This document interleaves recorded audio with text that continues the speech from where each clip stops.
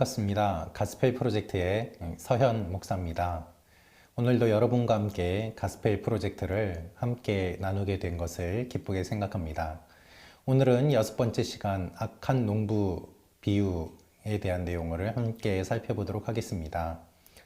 우리는 지금까지 비유와 기적에서 씨 뿌리는 자와 땅, 무자비한 종, 선한 사마리아인, 잃어버린 두 아들, 바리새인과 세리에 대한 내용들을 살펴보았습니다. 그리고 오늘은 약한 농부 비유를 함께 살펴보도록 하겠습니다. 악한 농부 비유는 심판에 관한 예수님의 비유 가운데 가장 유명한 것 중에 하나입니다. 우리는 하나님의 부르심을 받은 자로서 특권과 책임을 다해야 함을 깨닫게 됩니다. 그리고 은혜로운 하나님께서는 죄인들에게 경고도 하시고 하나님의 아들을 배척하는 사람들을 응징하기 위해 심판도 하신다는 것을 우리가 보게 됩니다. 이 비유의 이미지는 우리가 하나님의 백성으로서 회개와 선교의 열매를 맺음으로써 사명을 다하도록 부르심을 받았다는 사실을 상기시켜 줍니다. 여러분, 오늘 비유의 핵심은 하나님의 심판입니다.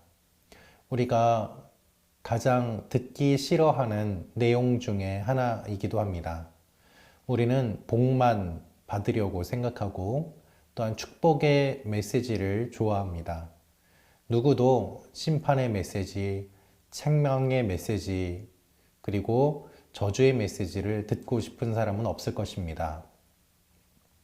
하지만 오늘 말씀은 하나님의 책망의 메시지가 기록되어 있습니다. 하나님은 은혜로우신 하나님이시지만 또한 심판의 하나님이시기도 합니다. 이 하나님의 양면성을 우리가 잘 이해해야 주님의 성품을 바르게 알 수 있는 것입니다. 예전에 제가 어떤 분과 이야기를 나누면서 놀란 적이 있습니다. 교회에서 모태신앙으로 자랐고 신앙생활을 오랫동안 하신 분이 저와 이야기하다가 이렇게 말씀을 하셨습니다. 목사님, 저는 십자가는 싫어요. 저는 부활만 좋아요.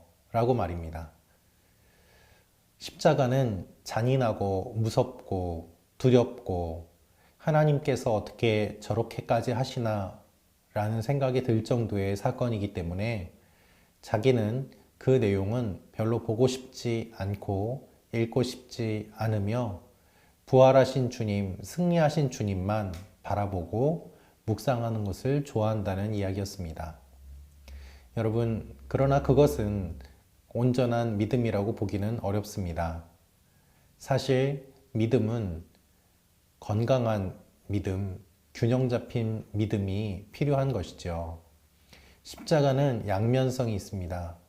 죽음과 부활입니다.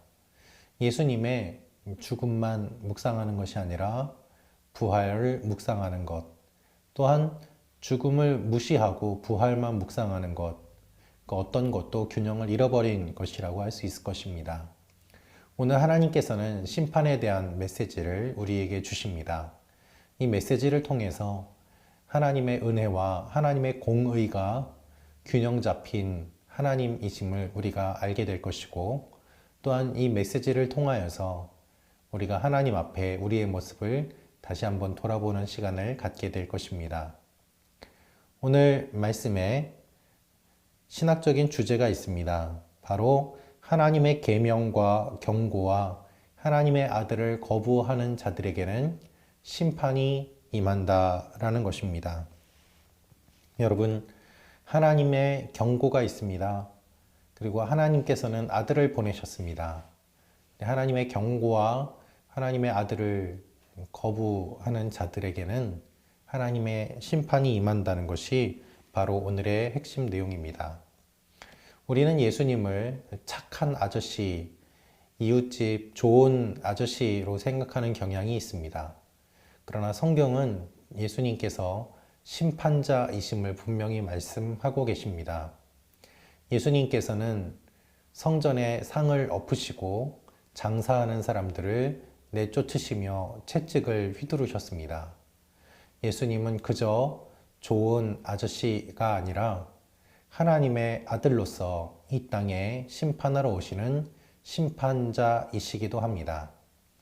그래서 하나님의 계명의 경고와 하나님의 아들을 거부한다면 심판을 받게 될 것을 주님께서는 우리에게 말씀하십니다. 우리가 볼 것은 왜 많은 사람들이 예수님을 선하고 좋은 선생님으로만 이해하고 심판에 관한 예수님의 가르침은 간과할까요? 라는 것입니다. 이 질문을 우리가 한번 생각해 볼 필요가 있는데요. 사실 예수님은 반역죄로 십자가에 달려 돌아가셨습니다. 그 정도로 세상 사람들이 보았을 때, 종교 지도자들이 보았을 때에는 예수님이 굉장히 과격해 보였던 것이 사실이기도 합니다. 그런데 우리는 교회에서 사실 이러한 내용을 많이 듣지 못합니다.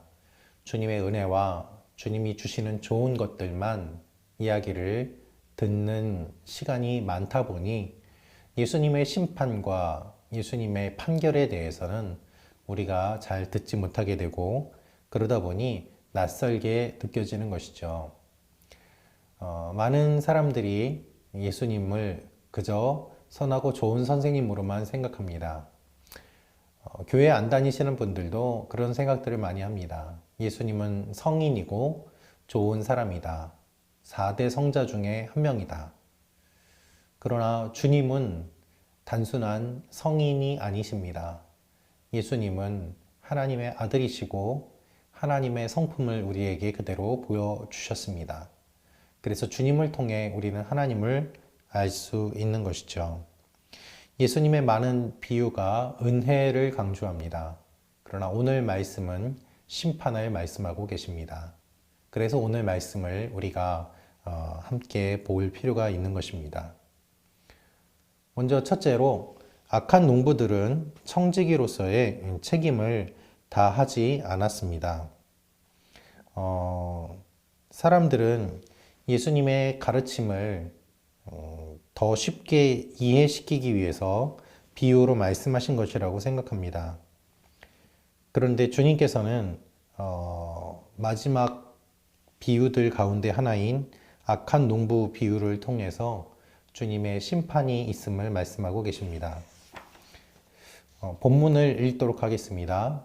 마태복음 21장 33절에서 35절 말씀입니다.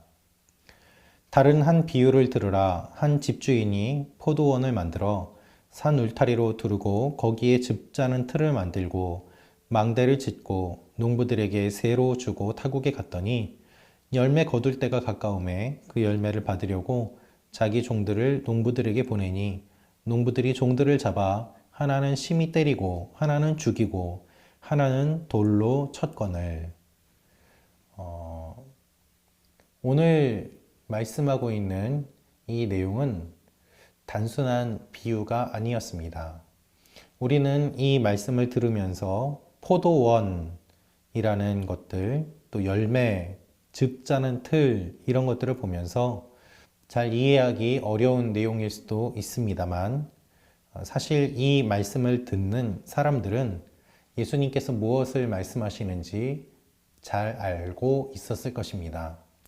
오늘 이 말씀은 이사야서 5장의 포도원의 노래를 떠올립니다. 여러분, 이사야서 5장에 이러한 내용이 있습니다. 나는 내가 사랑하는 자를 위하여 노래하되 내가 사랑하는 자의 포도원을 노래하리라. 내가 사랑하는 자에게 포도원이 있으며 심히 기름진 사내로다. 땅을 파서 돌을 제하고 극상품 포도나무를 심었도다. 그 중에 망대를 세웠고 또 그 안에 술틀을 팠도다. 이사야서 5장 1절부터 7절 내용 중에 이와 같은 내용들이 기록되어 있습니다. 그래서 이 말씀을 잘 알고 있는 유대인들, 특별히 종교 지도자들을 향해서 예수님께서 이 말씀을 하고 계십니다. 이 말씀을 들은 사람들은 다들 이사야서 5장에 기록되어 있는 포도원의 노래를 떠올렸을 것이며 또한 이 포도원의 노래와 예수님의 비유를 함께 생각하며 주님이 무엇을 말씀하시는지 그것을 명확하게 알게 되었을 것입니다. 이 비유는 무엇을 이야기하는가 하면 하나님과 그분의 백성에 관한 것입니다. 이사야서 5장 1절부터 7절에 이렇게 기록되어 있습니다. 만군의 여호와의 포도원은 이스라엘 족속이요 그가 기뻐하시는 나무는 유다 사람이라. 그렇죠. 예수님께서 포도원을 말씀하신 이유는 무엇인가 하면 이스라엘과 유다를 의미하시는 것이었고, 또한 하나님이신 주인이 이스라엘을 잘 돌보라고 종교 지도자들, 농부들을 부르셨지만 그들이 실패하였음을 주님이 분명하게 말씀하시는 내용입니다. 이스라엘은 하나님께 선택을 받았습니다. 그러나 그들은 실패하였습니다. 어떤 분이 제게 질문하신 적이 있습니다. 하나님은 성경에 기록되어 있는데 성경은 이스라엘의 역사 아닙니까? 그렇다면 하나님은 이스라엘만의 하나님이고 중동의 한 작은 지역에 있는 지역 신 아닙니까? 라는 질문이었습니다. 여러분, 이스라엘을 하나님께서 택하셨던 이유는 세상에 수많은 민족들이 있지만 그들 가운데 이스라엘이라는 한 민족을 선택하심으로 우리 모두를 향한 하나님의 마음을 보여주시기 위한 하나의 모델로서 선택하셨던 것입니다. 그래서 하나님은 이스라엘의 역사 가운데 개입하시고 그 사건들 가운데 하나님이 어떤 분인지를 보여주심으로 말미암아 이스라엘을 통해서 하나님이 어떤 분인지를 우리 모두에게 알려주셨습니다. 그것을 생각하면 하나님께서 이 비유를 말씀하시는 내용이 우리 모두를 향한 것임을 알 수 있습니다. 하나님은 하나님의 백성들과 이와 같은 관계를 맺고 계셨는데 그러한 관계를 맺고 있는 하나님을 사람들이 배반하고 또한 하나님께 실망시켜 드렸다라는 것입니다. 이스라엘은 많은 민족들 가운데 택함받는 귀한 축복을 받았지만 결국 하나님의 말씀에 불순종하고 실패하는 모습을 보였습니다.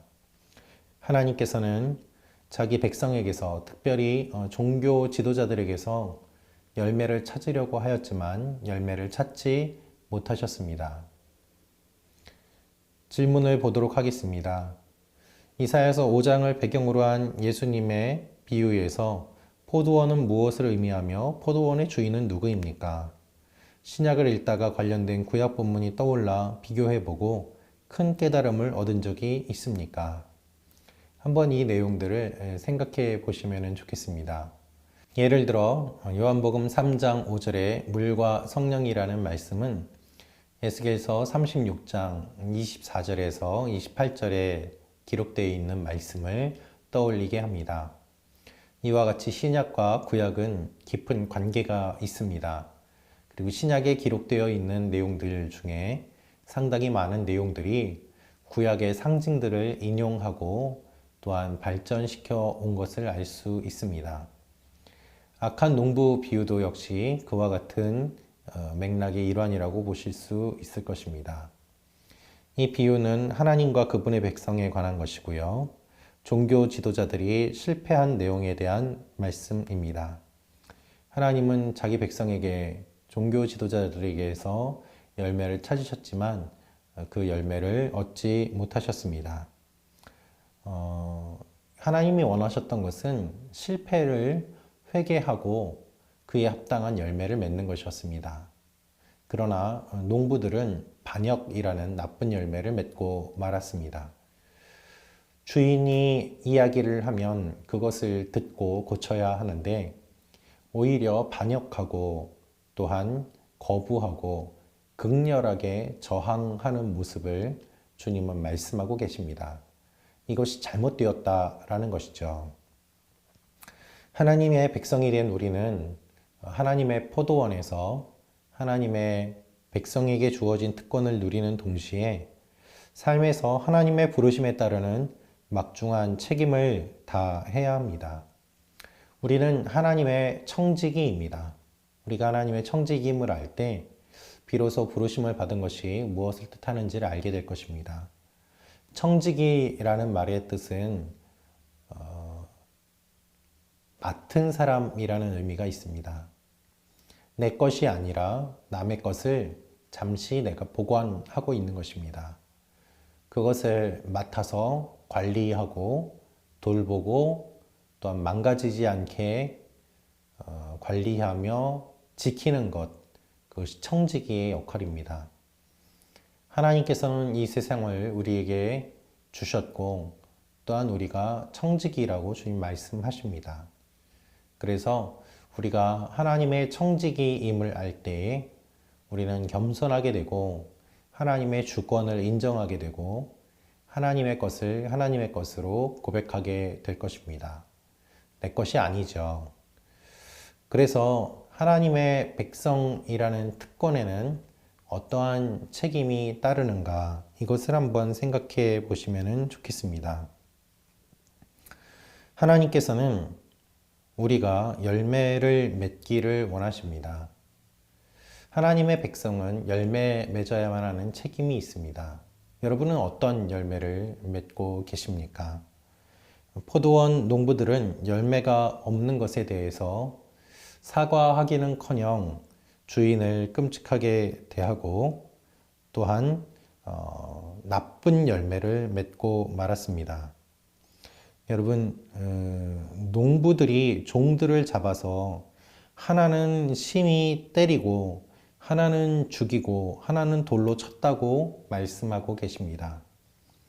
주인이 보낸 종을 받아들이지 않는 것이 아니라 적극적으로 공격하고 죽이는 내용이 기록되어 있습니다. 그래서 그들은 악한 농부인 것이죠.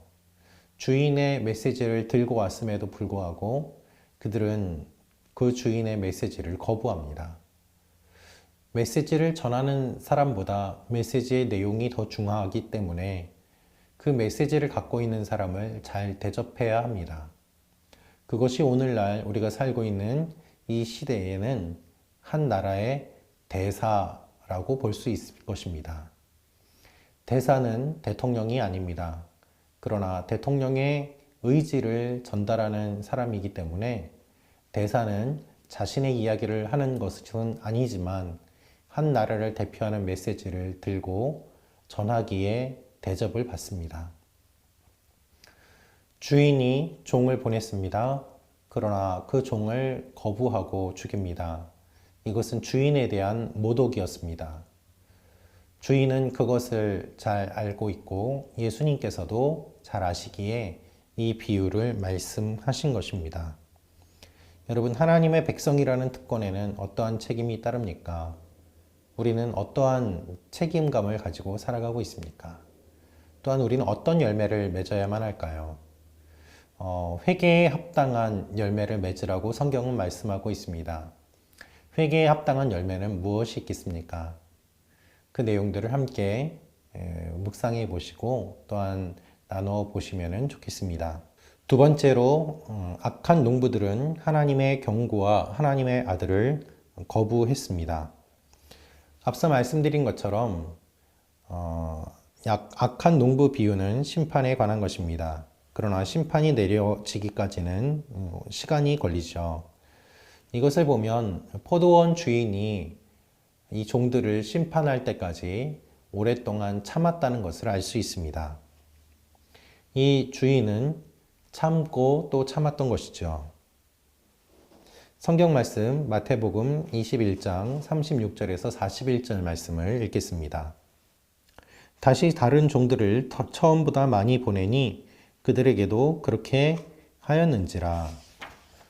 후에 자기 아들을 보내며 이르되 그들이 내 아들은 존대하리라 하였더니 농부들이 그 아들을 보고 서로 말하되 이는 상속자니 자 죽이고 그의 유산을 차지하자 하고 이에 잡아 포도원 밖에 내쫓아 죽였느니라. 그러면 포도원 주인이 올 때에 그 농부들을 어떻게 하겠느냐? 그들이 말하되 그 악한 자들을 진멸하고 포도원은 제때에 열매를 바칠 만한 다른 농부들에게 새로 줄지니이다. 네, 악한 농부 비유에서 이 이야기의 핵심은 하나님의 심판에 있지만 포도원 주인이 놀라운 인내심을 발휘하고 있다는 사실을 간과해서는 안 됩니다.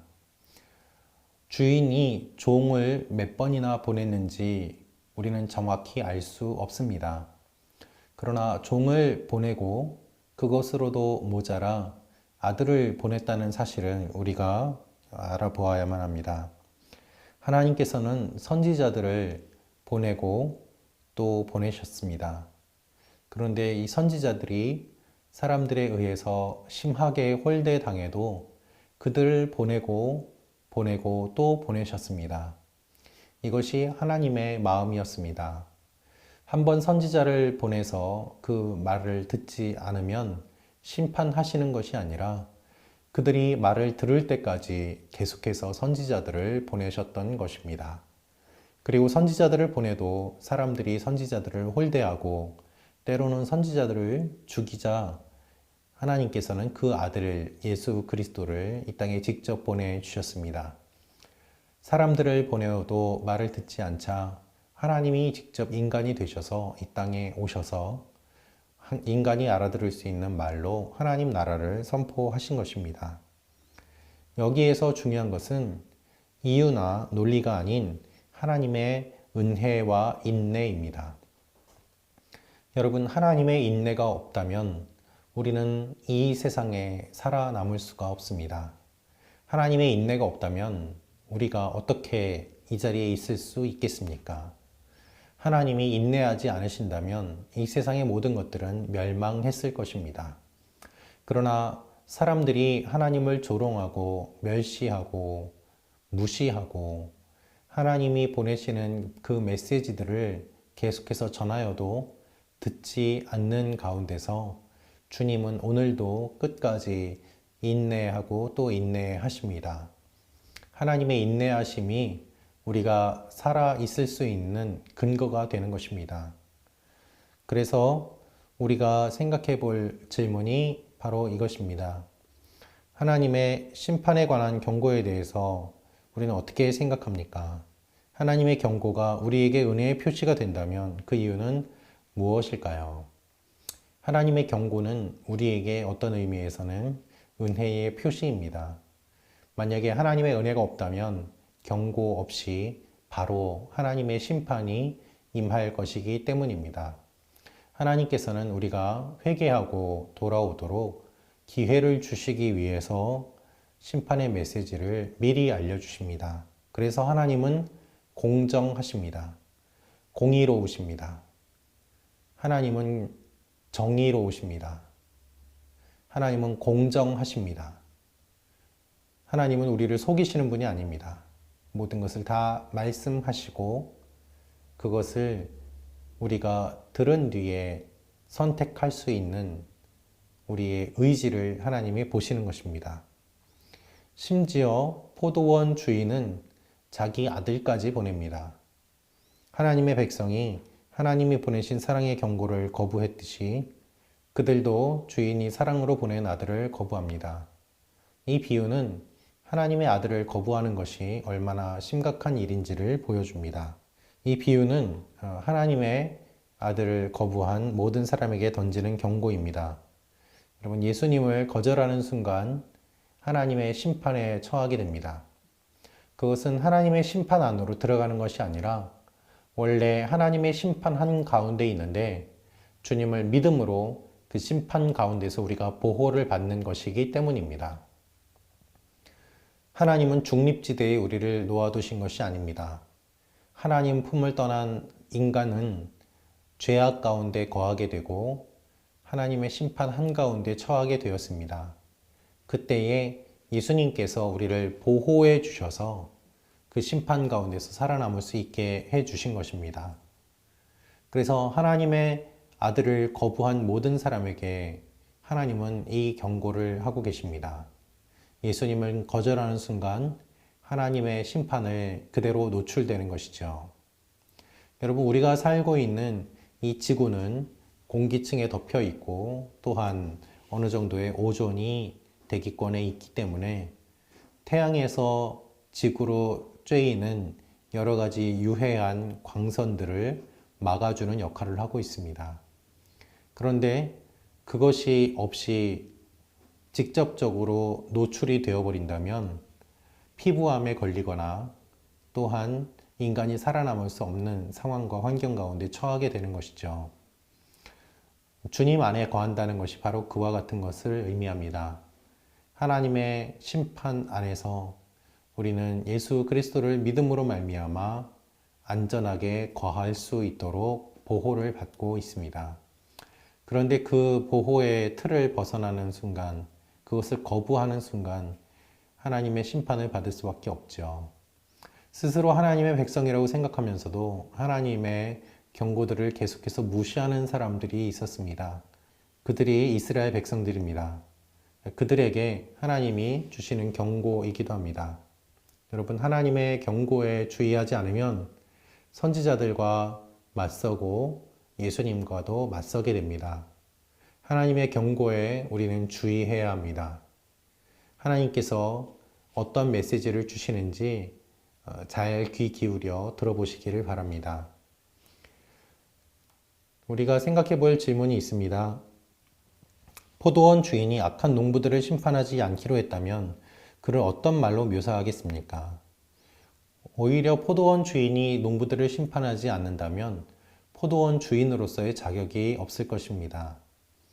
또한 사람들에게 무시를 당하고 모욕을 당하게 되겠죠. 농부들이 벌을 받는 것이 합당하다고 생각되는 이유는 무엇입니까? 이 이야기는 하나님의 심판을 보는 시각에 어떠한 영향을 끼칩니까? 한번 생각해 보시기를 바랍니다. 핵심 교리가 있는데요. 오늘 말씀에서 우리가 찾아볼 수 있는 것은 바로 사회적 관심입니다. 모든 그리스도인은 자기 삶과 인간 사회에서 예수님의 뜻을 최우선으로 삼아야 할 의무가 있습니다. 사회를 개선하고 사람들 사이에 의로움을 세우기 위한 수단과 방법들은 예수 그리스도 안에 있는 하나님의 구원의 은혜로 말미암아 거듭난 개인들 안에 뿌리를 받고 있을 때만 진정으로 그리고 영구적으로 도움이 될 수 있습니다. 그리스도인은 그리스도의 정신에 따라 인종차별, 탐욕, 이기심, 악덕, 그리고 간음과 동성애와 포르노를 포함한 모든 형태의 성적 부도덕에 저항해야 되고 고아, 노인, 가난한 자, 학대받는 자, 무력한 자, 병든 자들의 필요를 채워주기 위해 노력해야 합니다. 우리는 태어나지 않은 태아들을 대변해야 되고 자연적인 죽음에 이르기까지의 모든 인간 생명의 존엄성을 주장해야 합니다. 모든 그리스도인들은 의와 진리 그리고 형제의 원칙을 따라 정부, 기업, 사회가 전체적으로 움직이도록 노력해야 합니다. 이러한 목적을 위해 그리스도인은 그리스도와 그분의 진리를 따르는 데 있어서 타협함이 없이 항상 사랑의 정신으로 정중하게 행동하면서 선한 목적으로 선한 뜻을 가진 모든 사람과 협력할 준비가 되어 있어야 합니다. 여러분, 하나님의 뜻은 생명입니다. 하나님의 뜻은 사랑입니다. 하나님의 뜻은 공의입니다. 이러한 일들을 위해서 우리가 그리스도인으로서 힘써 이러한 일들이 일어나는 사회를 만들어야 됨을 말씀하고 있습니다. 여기에 보면 정중하게 행동하면서 사랑의 정신으로 선한 목적을 가진 그룹들과 연계할 것을 이야기하고 있습니다. 여러분, 우리 개인이, 우리 공동체가, 우리 교회가 잘 먹고 잘 살기 위해 예수 믿는 것이 아닙니다. 하나님의 관심은 모든 사람들에게 있고 억울하게 눈물을 흘리는 사람이 없도록 하는 데 있습니다. 하나님께서 보내신 선지자들이 아모스 선지자가 외친 것처럼 공법을 물같이 정의를 하수같이 아무도 억울하게 눈물 흘리는 사람이 없는 사회를 만드는 것, 또 그러한 공동체를 만드는 것이 하나님이 원하시는 모습이었고 그러한 공동체가 될 때에 천국의 모델로서 인정을 받았던 것이죠. 우리가 그리스도인으로서 하나님의 부르심과 명령에 순종하며 살아가고 있는지 거부하고 있는지 주님이 원하시는 것과 내가 원하면서 살아가고 있는 것이 얼마나 큰 거리가 있는지, 괴리감이 있는지 한번 생각해 보는 시간이 되면 좋겠습니다. 그러면 이 말씀과 질문들을 생각하시며 한번 고민해 보시고 또 다음 시간에 뵙도록 하겠습니다. 감사합니다.